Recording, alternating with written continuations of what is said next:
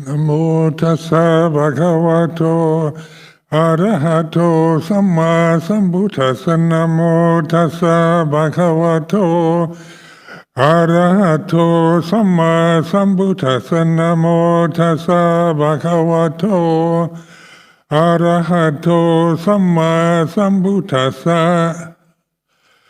Aparutade sangamatassa tavara ye sodavanta bamunchantu satang.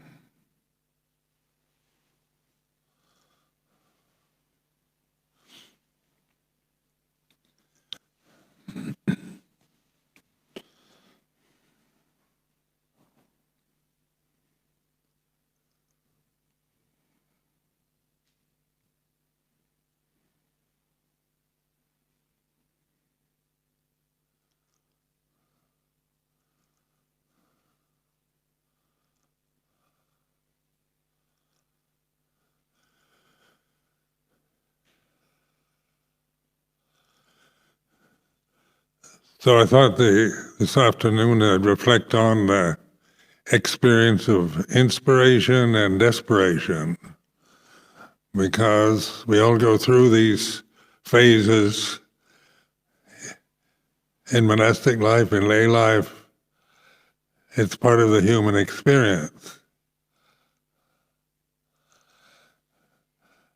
So many of us, most of us, I'm sure we're drawn to monastic life out of inspiration. We feel interested, inspired. We hear inspiring talks by monks, nuns, teachers.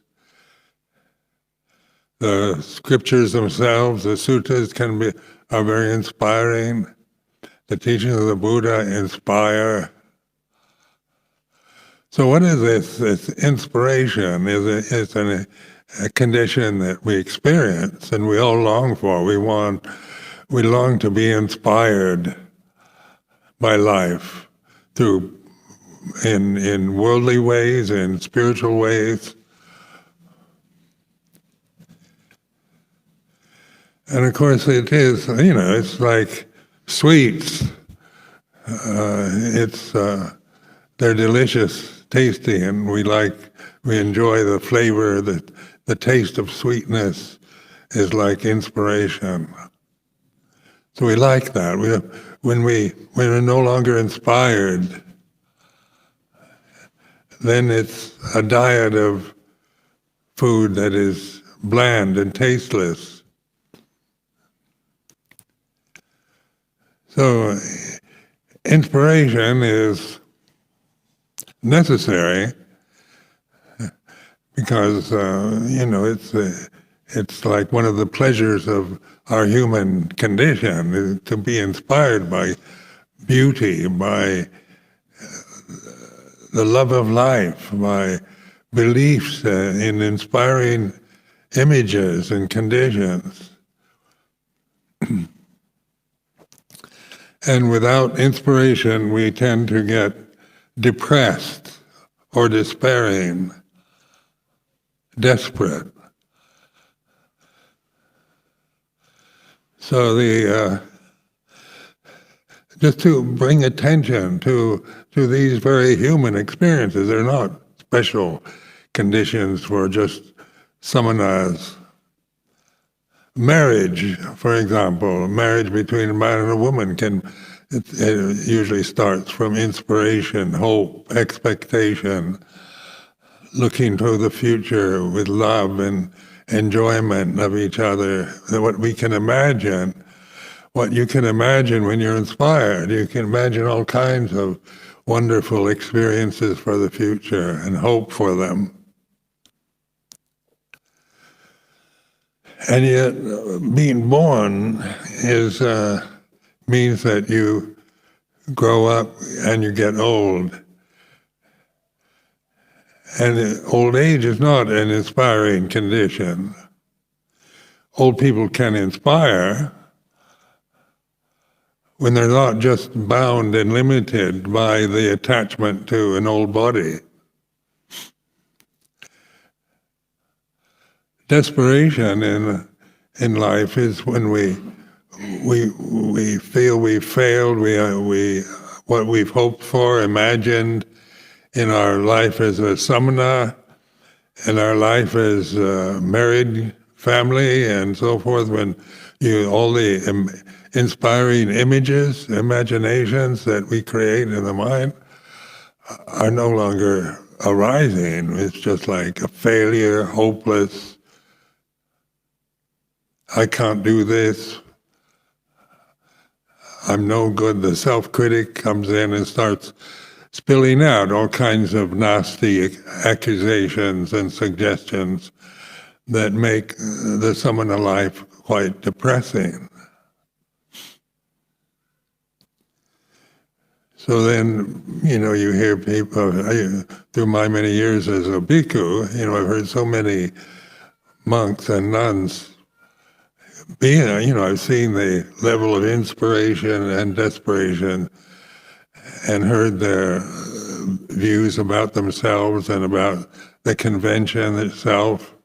Some were disappointed with the convention, disappointed with so many things, teachers, leaders.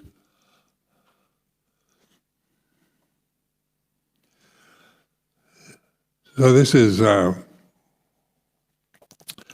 world is as it is, as the Buddha very skillfully kept pointing out to us.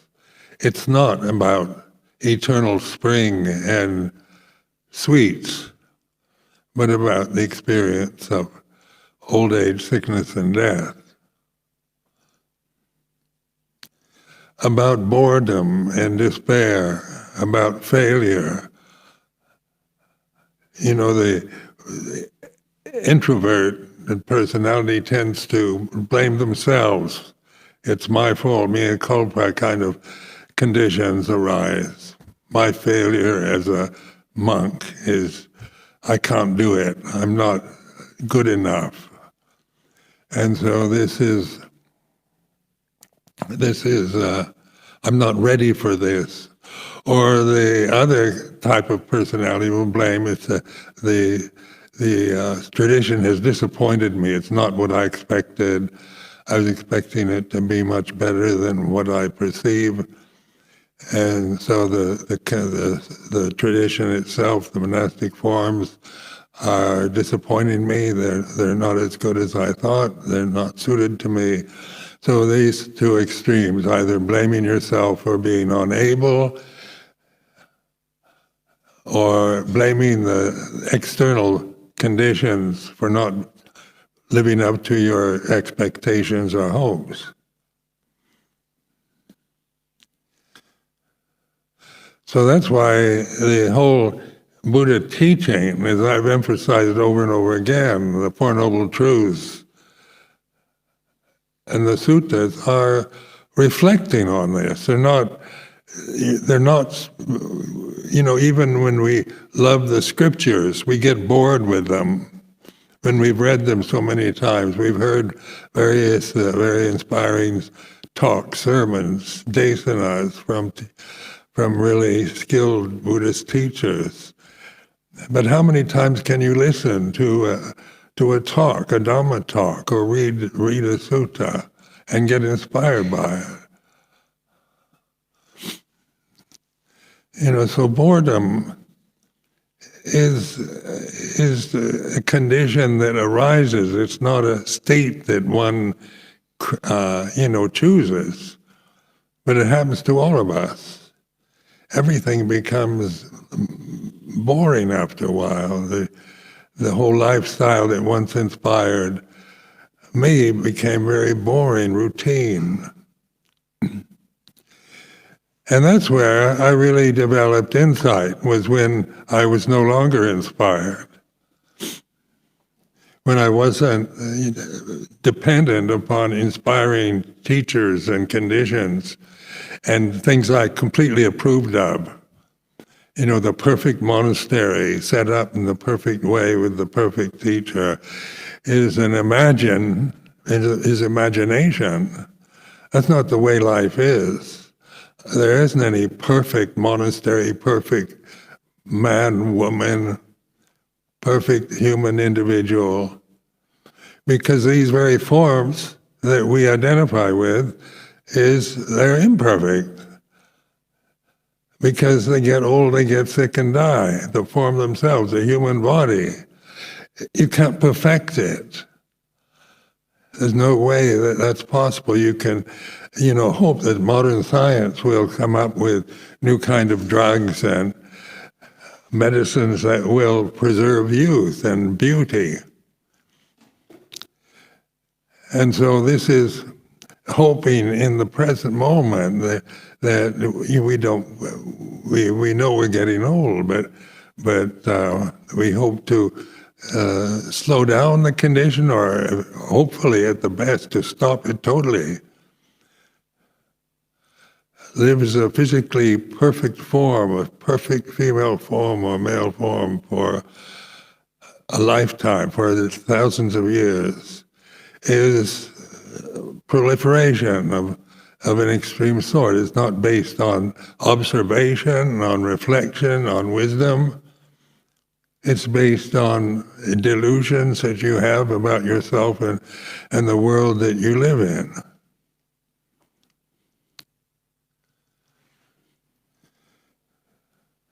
So today I was listening to the news and heard somebody complain about how could God allow this war in Ukraine to go on with the slaughter of people, children, women and children. And they always mention women and children, but men are getting slaughtered too. And, there's something wrong, and it shouldn't be this way. And ever since I remember, I grew up during the Second World War, when I was about 10 or 11 years old. I was brought up as a Christian. I wondered, how could God allow the Second World War to happen? How could he allow 6 million Jews to be exterminated? They were God's chosen people. So this is a question that a child, asks himself. And it's a fair enough question.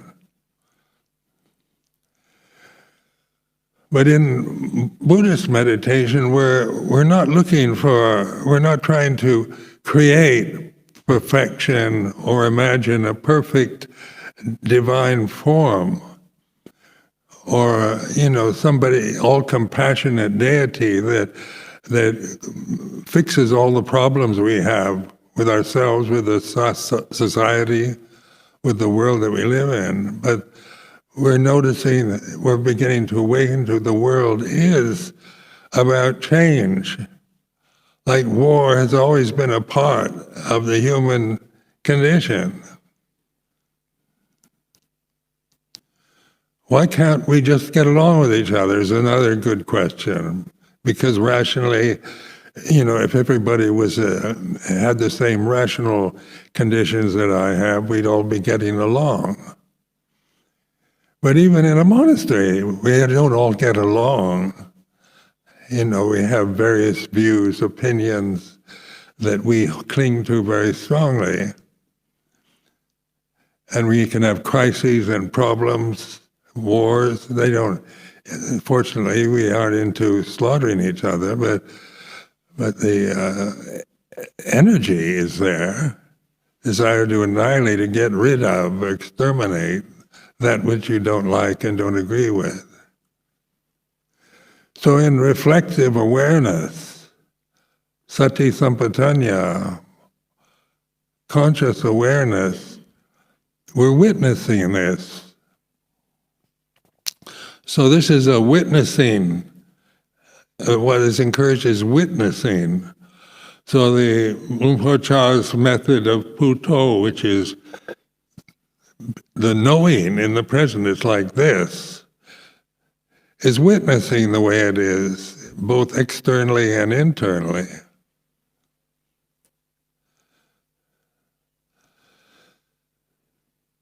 So sometimes we're very much aware, witnessing, observing the political system, the society, the the various problems in human human conditioning, and we have been conditioned from an early age after we're born to have certain views about right and wrong, good and bad. So this is,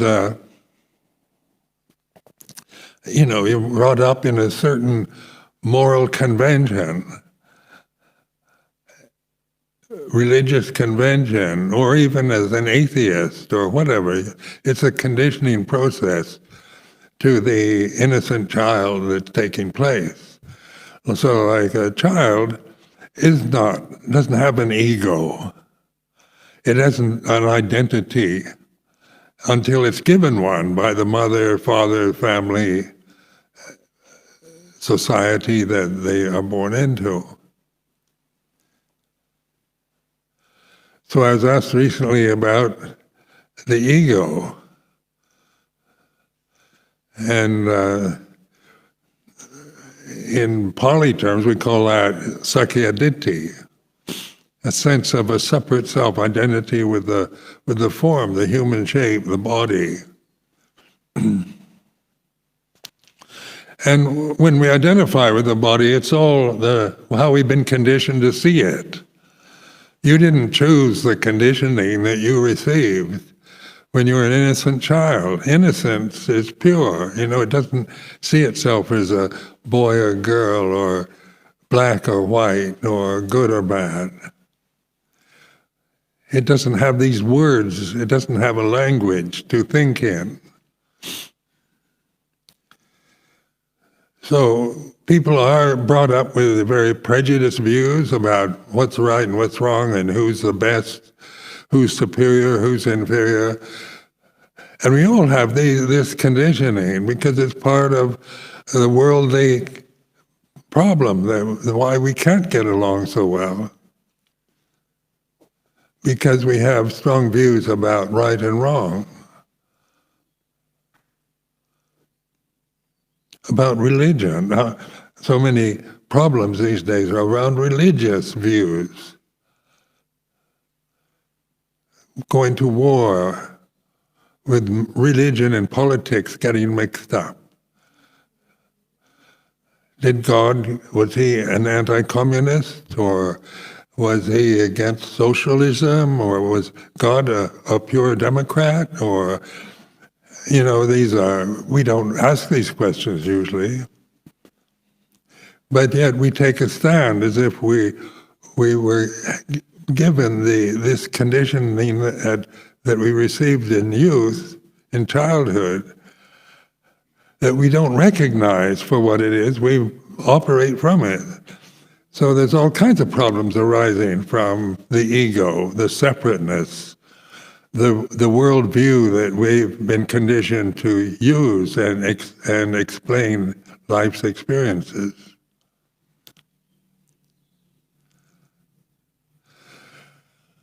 So is there a superior race? This back in the time of the Second World War, there was these perceptions about superior race and inferior race. Who creates these words, superior or inferior, and apply them to experience, what we prefer to think, or what we've been told to believe? Which are superior, male or female? Are they equal? These are words that like modern words, are very idealistic about equality. We're all equal, the same. But yet many of us were brought up in the idea that men are strong, women are weak, the weaker sex. And these perceptions still persist to this day. But they are perceptions. Problems today about same-sex marriages. That wasn't a problem when I was a boy. Nobody even considered that I knew. But the conditioning of that time was that marriage was between a man and a woman, and that was considered right and noble and good. And two people of the same sex, they was not allowed to get married. It wasn't right. God didn't allow it. Now all this is conditioning. We can't help ourselves when we aren't witnessing the conditioning for what it is. And this witnessing is very much, a non-critical function. It's just puto, awareness. It's like this.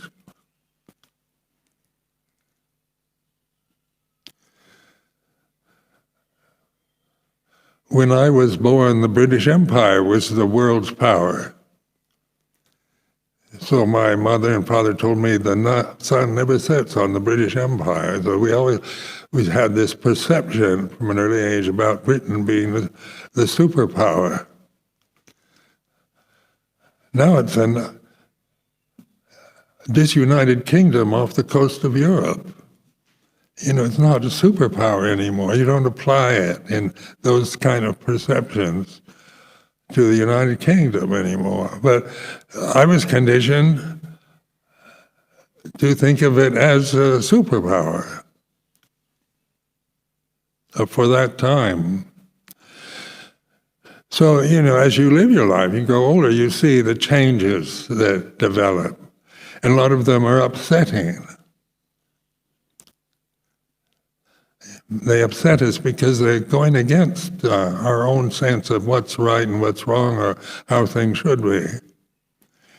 And that's the way the world is. It's in this inexorable changing state. You can't stop it and make it perfect as much as we might try with modern science, with reason and logic.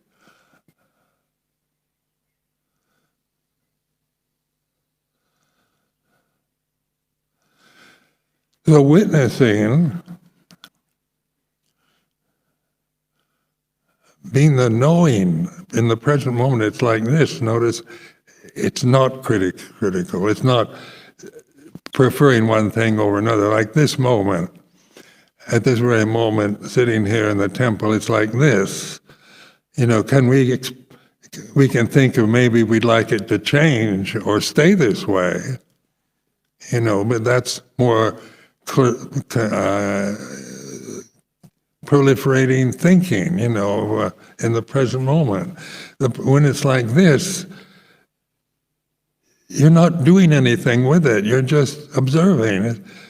Experiencing conscious awareness is like this. Without a thought, without a judgment. And if thoughts arise, like we don't want it to be like this, we can be aware of that. Or if we want it to stay like this, then we can be aware of that. That awareness is non-personal. It's not a creation that you acquire through cultural conditioning, through the ego.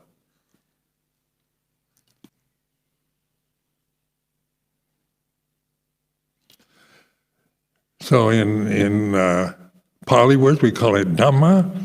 In Thai, they have a very nice way of talking about nature, Thamachat, what's natural. This moment is Thamachat, it's natural. It's like this. Whether it's a pleasant moment or unpleasant moment, whether you're feeling strong and healthy or sickly, or you're mentally disturbed, or you're feeling inspired, or you're depressed and desperate, it's like this. And if you trust in this awareness, then we can deal with the changiness of the conditions around us. We can adapt, we can learn from change, not from illusions. Imagine images that we create in the mind, no matter how beautiful or perfect the images might be. Because images are conditions. You can't sustain an image You imagine it and it's present, and you maybe get inspired by that image, and then you can't sustain that inspired feeling and the image that inspires you, because all conditions are impermanent. And that's the way it is. Is it wrong? Should there be permanent, perfect conditions? Well, we can imagine that, permanent conditions that are perfect, that are sustainable through modern life. The planet that we live on, it's changing. Can we stop it from changing? And then you hear about the history and development of the planet Earth in a vast universe. It's very mysterious and rather scary. So everybody, ever since I remember, there's always been predictions about the end of the world. And now we have, after World War II, the development of atomic weaponry, nuclear weaponry. War is more scary than it ever was, because you can annihilate millions of people at once. So just that image itself, why can't we just all agree to get rid of nuclear weapons? And that's a very good idea, but that's not what's going to happen, because people bound to their delusions are frightened, scared. Life is scary, basically. The future is unknown, and there's so many unpredictable possibilities for absolute misery in the future. Old age is scary, death is scary. Being a monk or a nun can be scary, because we're living in a convention. We're trying to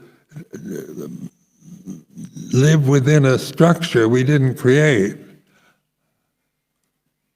in a tradition that to many of us comes from a different age, a different time, different country.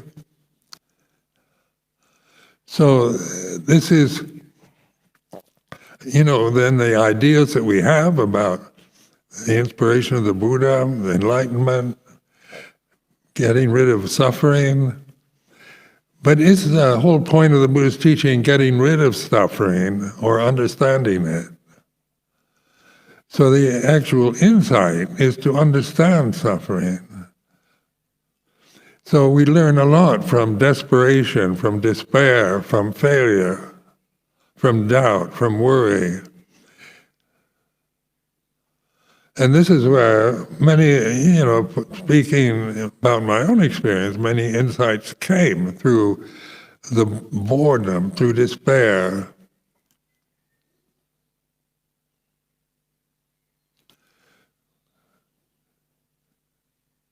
Things not being the way I wanted, being disappointed by other people, loss of loved ones. These are all human experiences that are not, just apply to me, but to all humanity. So why does God allow the war in Ukraine? And, that's a question that, then he should do that, yes, according to the perception of a all-powerful deity that has control of everything, that created everything. Those are the images that we have of God, or we believe it's just hopeless, humanity's like this, and you can't really do anything. You can be kind of cynical and bitter, negative, become an atheist. So these are the extremes that take place in the human mind. But are we these extremes? Are these extremes what we really are, So in this reflective meditation, we're asking ourselves, who am I? What am I really? Am I really this human form? Is this my soul identity? It's never been perfect enough. Even when I was young, I always imagined it could be better than how I visualized it, how I saw it.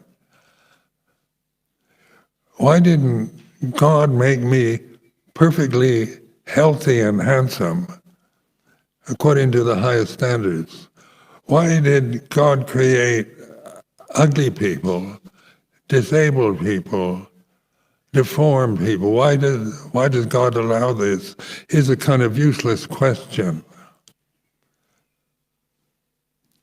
Because we create this image of God as someone who has control over everything.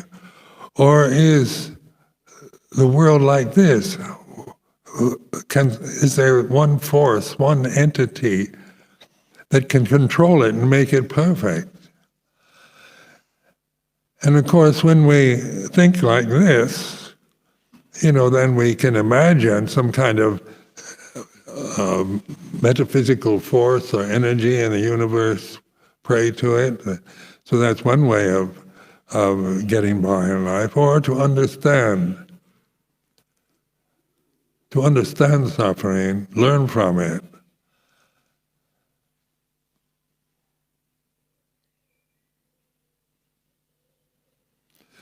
So that's when many of us were drawn to this particular tradition.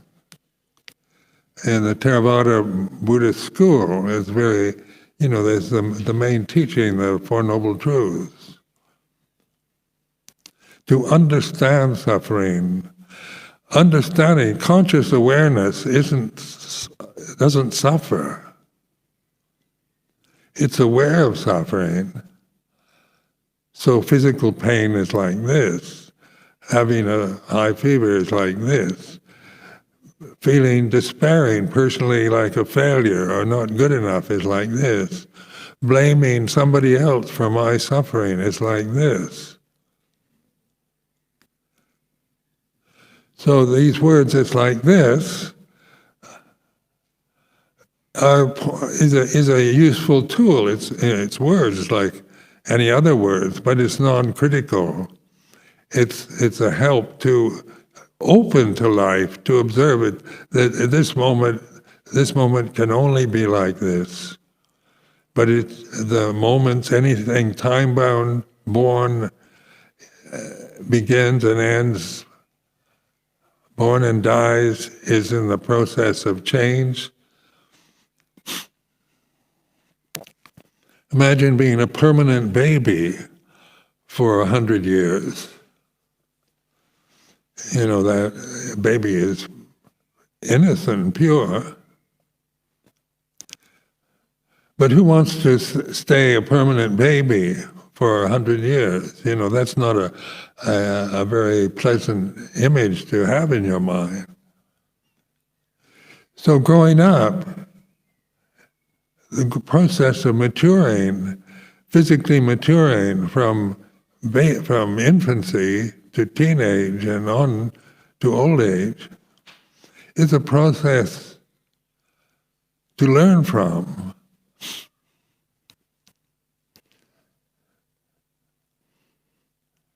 And is there one perfect age? When I was 25, I still managed to suffer a lot.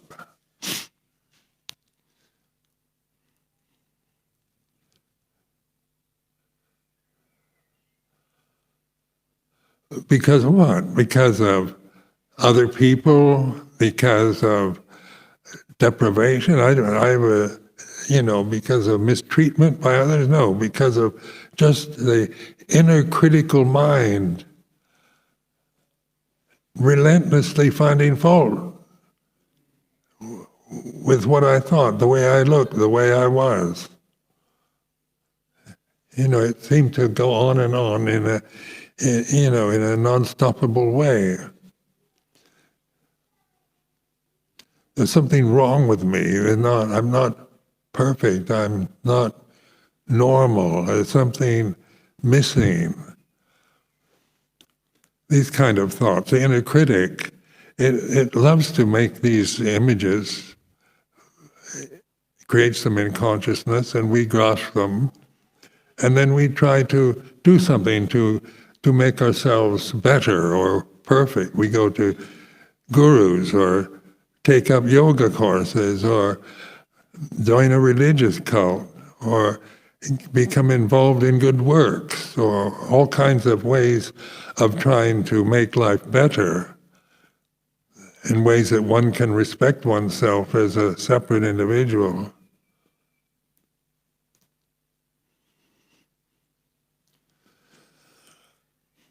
But no matter how good you might be, how virtuous, how kind, how compassionate you might be as an individual, if you don't understand suffering,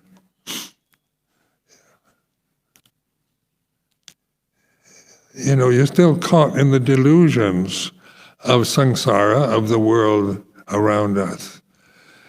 And this is why in Buddhist countries they talk about the world being a delusion. And I remember when I first being an illusion as well as a delusion. And, on a personal level, my rational mind, my senses told me the world is real, reality. This is a solid building. This is a, planet Earth with mountains and oceans, continents. This is the real world, is modern society. And the ideas of progress and development, civilization, democracy, were words that very much were instilled in me and which I believed in. And to think of it as illusion, I found that quite difficult to handle intellectually or to understand it.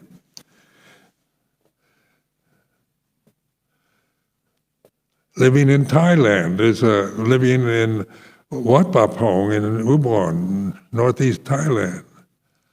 Was that an illusion? Did I just imagine that? Because when I think of illusions, I think of images I create in my mind.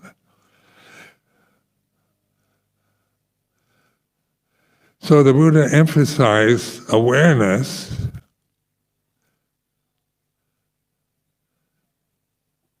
sati, the word sati. So that's the very first factor of enlightenment, be aware. What is aware? Is it analytical? When we talk about mindfulness or awareness, is it to analyze and figure out intellectually that is this world that we experience through the senses, is it the real world? What's illusory about it? We can create illusions around the world that we live in, about ourselves and the society. Mental illusions, they seem more fleeting, ephemeral, less stable. Am I an illusion? Is Ajahn Sumedho an illusion? So then in terms of the ego doesn't like to think of it, can't think of itself as an illusion. So this is an important thing to see. I'm a member of society, I'm a member of the Sangha. Is this all illusion, delusion, or what is it about? So in reflecting on Dhamma, the way things are, Dhammachat, the natural way of things, the Buddha pointed out so skillfully the impermanence of conditioned phenomena. So this is a kind of basic teaching that we all hear over and over again. Sape sankarani, all conditions are impermanent. And then we're encouraged to investigate that. Dhamma vichaya. To investigate. Is it really an illusion, or is it, with mindfulness and this reflective use of through conscious awareness, we begin to see the changing conditions. They have no core, no heart, no soul. You can't find perfection in changing conditions. You can't find salvation or enlightenment through self-view, through sakyaditthi.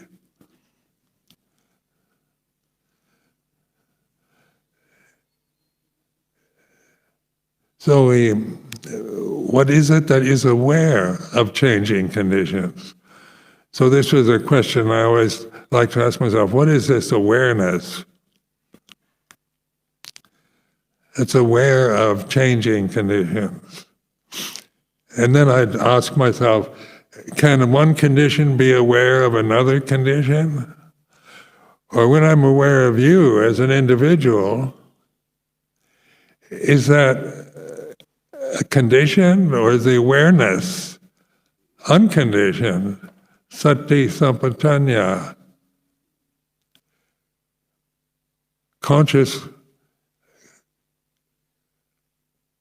intuitive, conscious awareness is what the Buddha really is. So this is the ability that we have as individual forms, caught in the illusory realm of samsara. We have this invitation, this encouragement to investigate it, not to annihilate it, condemn it, or deny it, but to observe it, the witness of it.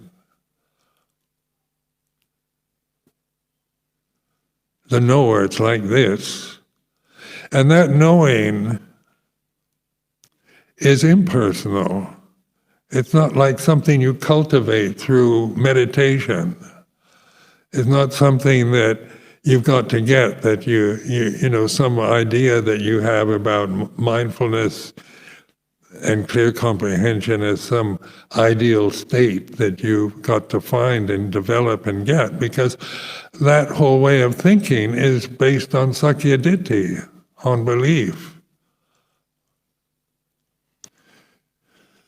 So the awareness itself is tammachat, it's natural.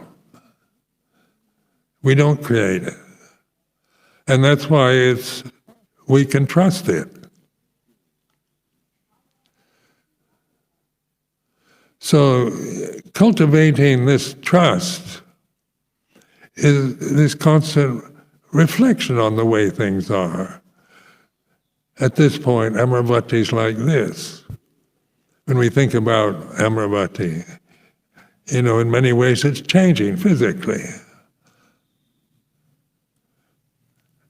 And this change, how you feel about the changes taking place at this monastery, rebuilding it and so forth, whatever you're feeling, it's like this. We're not saying or telling you or trying to convince you that you think it's good, or you form another view against it. But development, physical development, changing conditions are like this. How I feel about it is like this. And just that kind of witnessing is something you can trust, because it's not taking sides, you're not trying to convince yourself, you're not trying to believe everything is the way it should be, but it is the way it is, and that's a kind of truism you can't deny.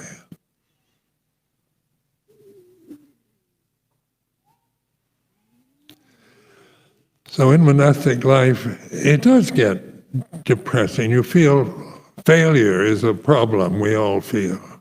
because so much of our efforts in meditation are based on sakyaditthi, on the self. I've got to get samadhi.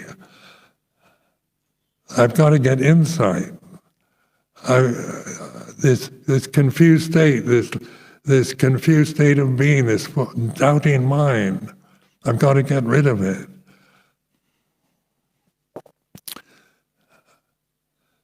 Is it my fault? Is it just me, or is it the fault of the tradition? So then we follow our beliefs. We might blame ourselves or the tradition or the teachers. But witnessing is like this. So if I'm blaming somebody for my discomfort, my unhappiness, it's like this. Blaming is like this. And suddenly I feel this sense to observe blaming somebody else for my state of mind is like this. Is a way of letting go of it. Just this witnessing practice is a way of liberating yourself from the habits of clinging to these perceptions, either through believing them totally or trying to resist them or deny them. So those are the two extremes. You either grasp something and believe it and go on the warpath to fight for some cause, some noble cause, or some sense of righteous, what's right and what should be, or to resist that feeling a good monk should be content with the four requisites and not get caught up in internal problems or crises. And these are all ideas that might pass through awareness, through consciousness. But what is that which is aware of this? Non-critical, just the puto, the observer. What is that? And as you question and investigate more and more, you see what it means by the world as an illusion. It can only be the way it is. We say it's the law of karma, cause and effect. The conditioned realm is all created through causes and has their effects. So the basic cause of suffering is attachment to these illusions without knowing what we're doing. When we believe the illusions are the real world, then we're kind of stuck in that very limited perception, and we wonder why God allows misery to arise in so many places and so many unfair, unwanted conditions happening. But expecting God to come and solve all the problems of each individual, that's never going to happen. Because God is a creation. The word God is a perception. It's not wrong. But when we grasp the perception of God, what is God in reality? Then ask yourself, if we just dismiss God as a belief system that we think is superstitious or deluded, then we're just proliferating endlessly with our critical mind. But when mystics or religious or spiritual beings that realize ultimate reality, what is it? What are you going to call it? Is it, what kind of name do you apply to ultimate reality? Ultimate reality is not very inspiring. It's a bit barren, isn't it? Intellectual.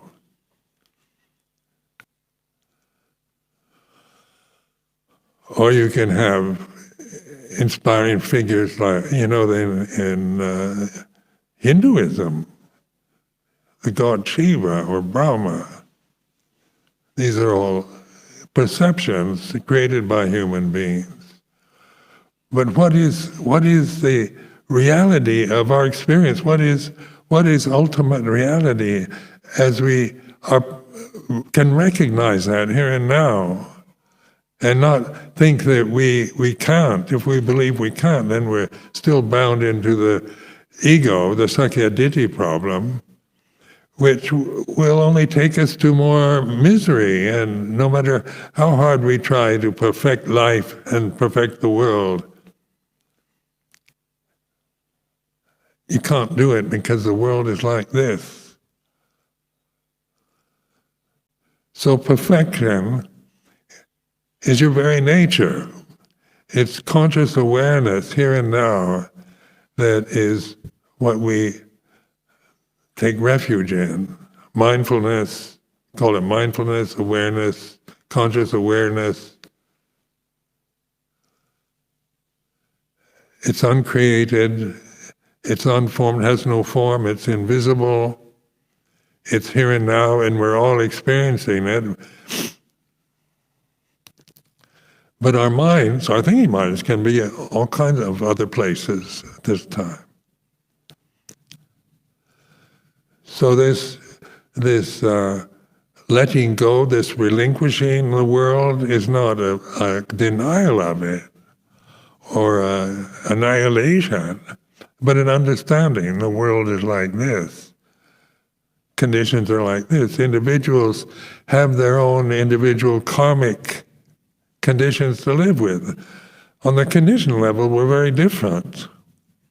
Just our appearance and physical form and gender, race, age, these are all different. They're not equal.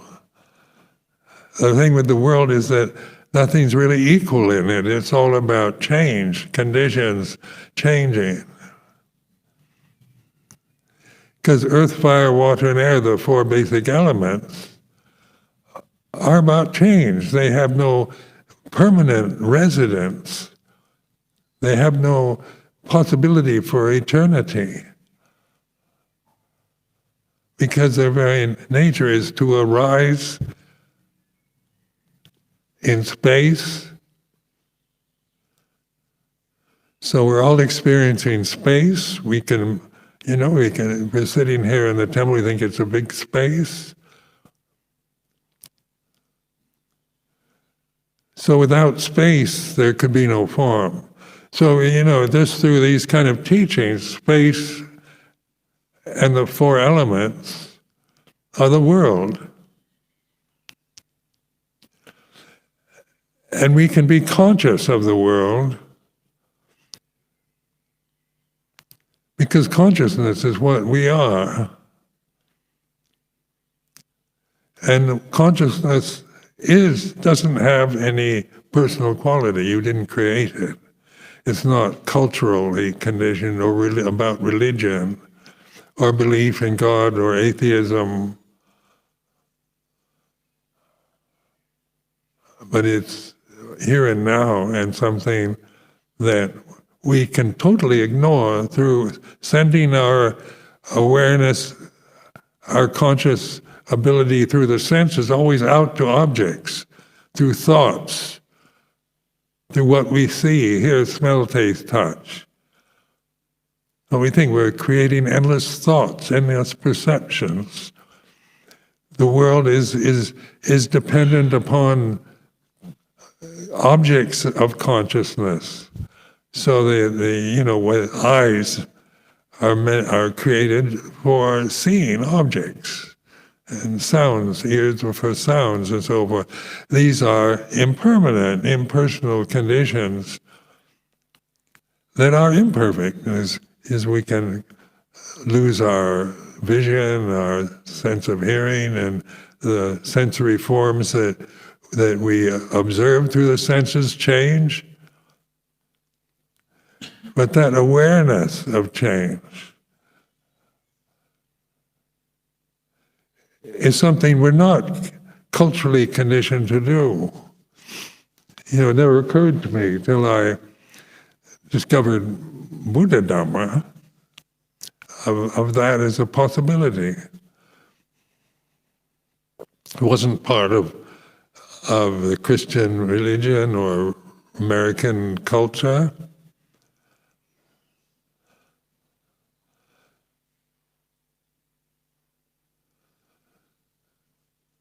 So this is to encourage you, like samanas, monks and nuns, anagarikas and so forth,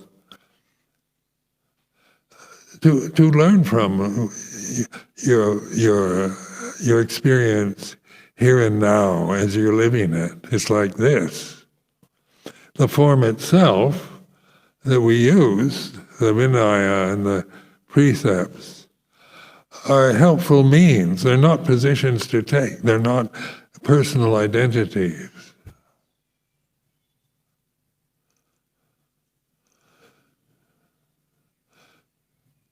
So it's a skillful means to learn to live life in a way that there's the least amount of conflict. Just agreements. Moral agreements about etiquette and so forth that we all agree to, so we call that Vinaya.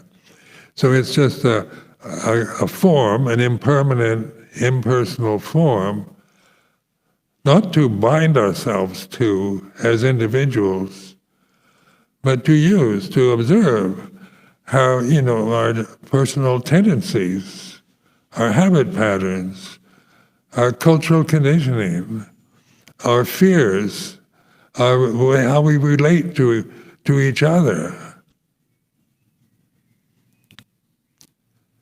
And without, so it's non-violent form. So you can still feel violent, but the witness of the violent feeling, we refrain from acting on that,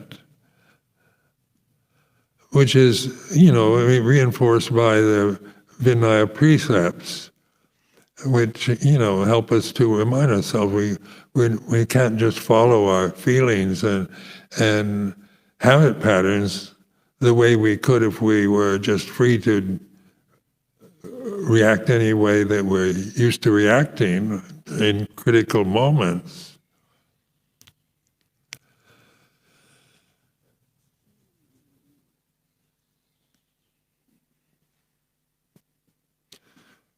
So this reflection is to encourage you all to see how to use these conventions with skill and wisdom.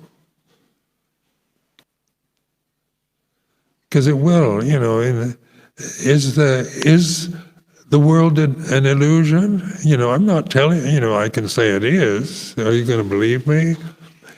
And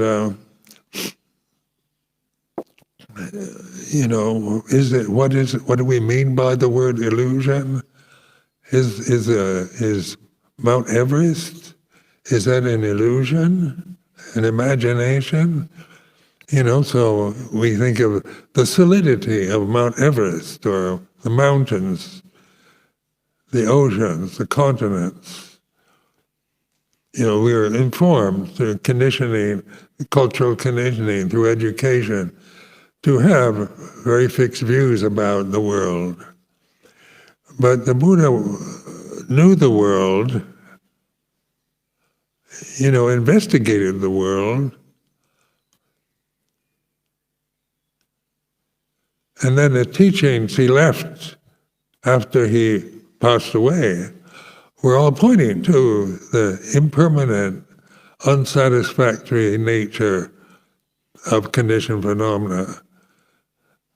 And that very teaching itself, all conditions are impermanent, is I encourage you to reflect on that. It's a teaching worth investigating. All Dhamma is not self. Consciousness is not personal. when I create a person, I have to think, I'm Ajahn Sumedho, that I'm separate from you because you have a different name. You're sitting opposite me, and I'm looking at you with my eyes, and you're the object of my vision. Is this the real world? How I sit in this chair and see you, is that reality? Or is it an illusion? Or what is it? So we begin to investigate,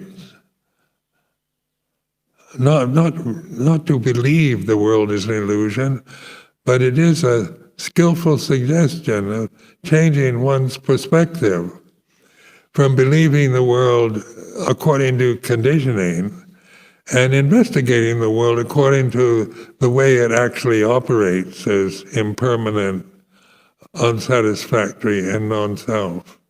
So I offer this as a reflection.